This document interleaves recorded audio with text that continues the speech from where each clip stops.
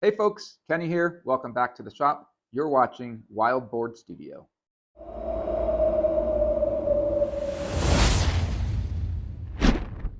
Today we're going to do something a little different than the normal make a big old butcher block video. Today's video is going to be more of a demonstration and kind of an unboxing. What we're going to be showing off here is the Deluxe Honing Guide and Setup Gauge by Rockler. And just for the record, I have no affiliation with Rockler. They didn't send me this to do any kind of product review on it. Bought it with my own money, and I intend to do an honest review, at least as far as first impressions go. Essentially, it's a two-part kit that includes your deluxe honing guide and your setup gauge. The honing guide is the little doodad with adjustable jaws that will essentially secure your chisels or your plane irons in place while you're honing them or sharpening them. And your setup gauge is the little jig that allows you to set the correct projection from the honing guide. The blade projection directly corresponds to the bevel angle on whatever it is that you're sharpening. With all that said, let's open this sucker up. Okay, here's the box, in case you want a better look at the box.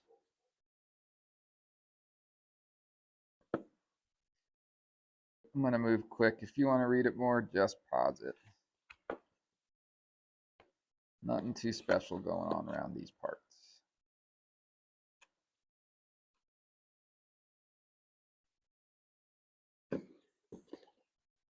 And a little protective piece, nice. Some literature. Looks like that's it. Oh, no. Some mounting screws. All right, that's it. Put that out of the way. Okay, so it looks like the Deluxe Honing Guide is attached to the setup gauge. Feels very smooth. First impression. And seems this rolls right here. Okay. And then your chisel or your plane iron will go right in there and you'll just tighten it in place. Very high quality. That's the first impression I get on that. And your setup gauge. Again, I said this is a little jig that will help you set the bevel angle on whatever it is you're sharpening. Simply remove this little stop block and say you need a 20-degree angle. We'll set it up here to 20 degrees. I won't bore you and tighten it down all the way, but you get the picture. And then if you want your micro bevel at the very tip of your tool, you will take this off. Once you are done, essentially, you will finish it off and achieve your micro bevel right here, which I think is rather nifty. And you just set it there. Let's put this thing through its paces, and we'll talk a little more about it as we go. Now, as I mentioned, it did come with some mounting hardware, and you can mount it to something like this particle board. That's the route I would go this way. You just get it in place, and then you can clamp it to wherever you want, and it's just a bigger, nicer unit. But I'm not going to do that. I'm just going to use it like this. This way I can put it back in the box when I'm done. Okay, let's get my chisels of choice here. We're going to put this thing through the ringer because these chisels are about as rough as they make them. And by they, I mean me, by mistreating them. And we're going to try to bring them back to life.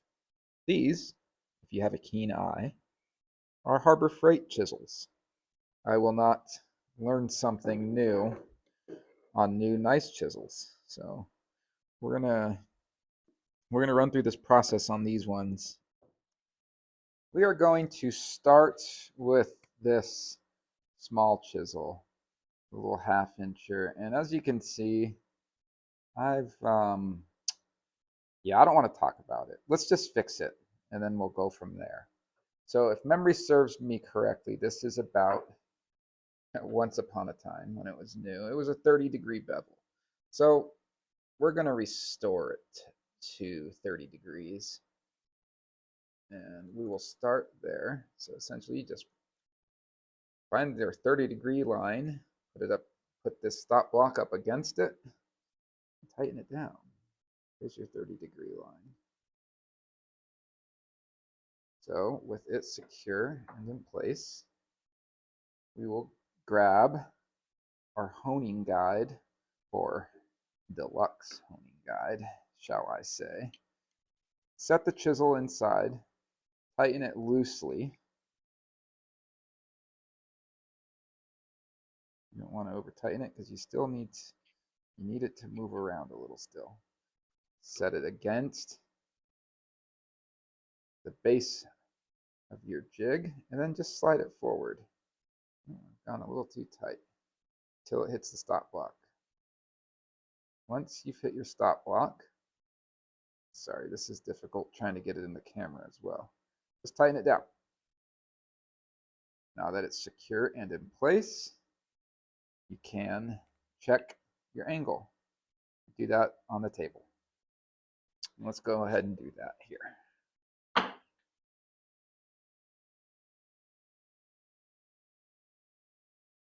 Yeah, it's about right to me.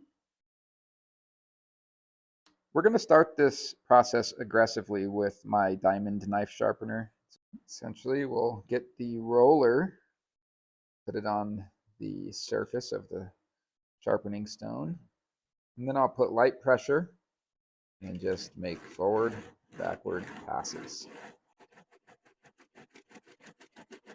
I'm going to continue this until this is one beveled edge. Okay, one thing I really want to point out while I'm doing this, I want to point out this wide wheel. It's super nice as I go, preventing any left and right wobbly movements. Here's my old honing gauge. And look at this tiny little wheel. I would use it, and it would want to tip from left to right. So you'd have to have a pretty sturdy grip on it in order to prevent that. But this sucker, look how wide that is. It's the entire length, or the entire width of the whole unit. So kudos to Rockler for thinking that one through.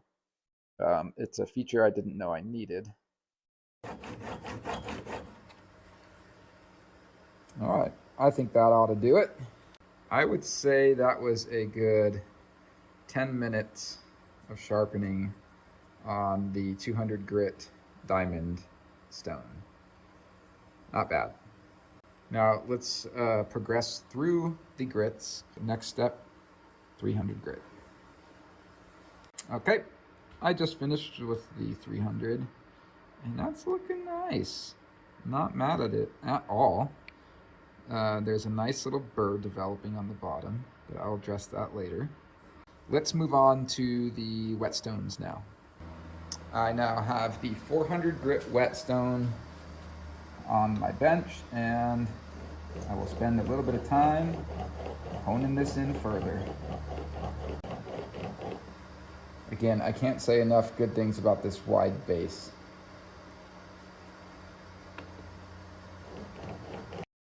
All right, that's 400. Looks about right. We'll continue the process with 1000 grit. All right, we've done the entire surface with 1000 grit, and we are getting there. And up next, 3000.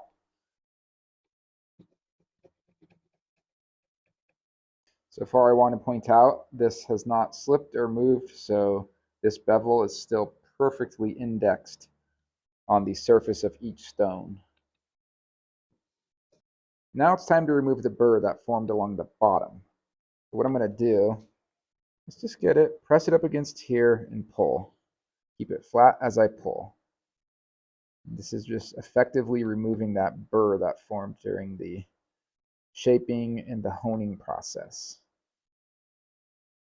Doesn't take much. And I could already feel that it's gone.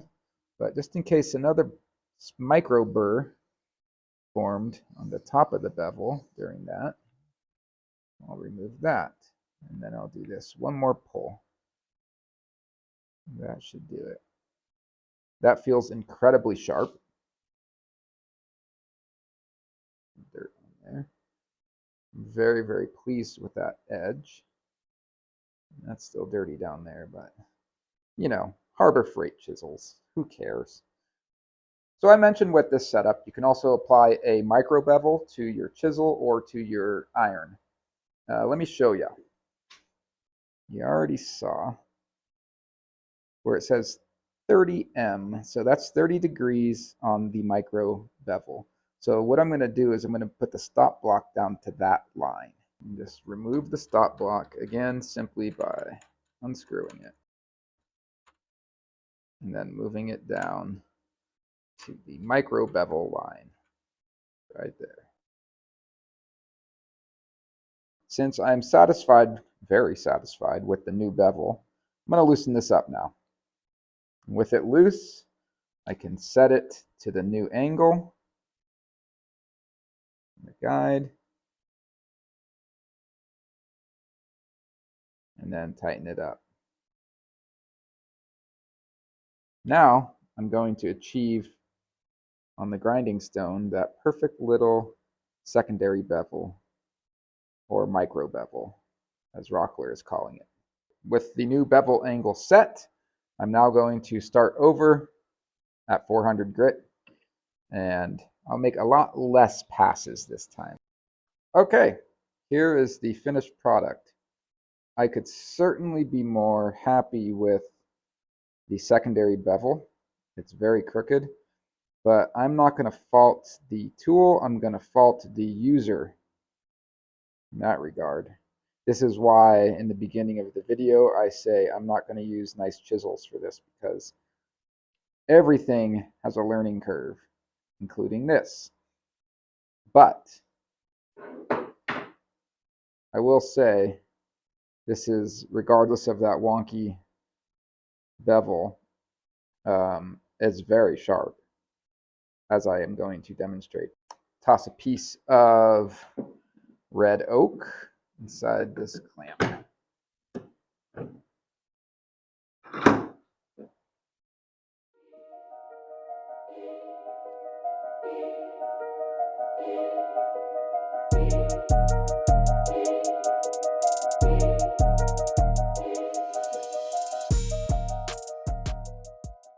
Let's try it on the end grain.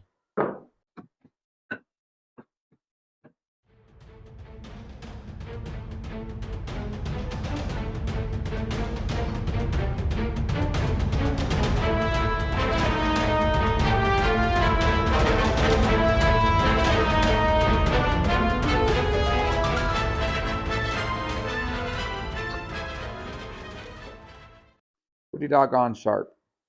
Could it be sharper? Absolutely.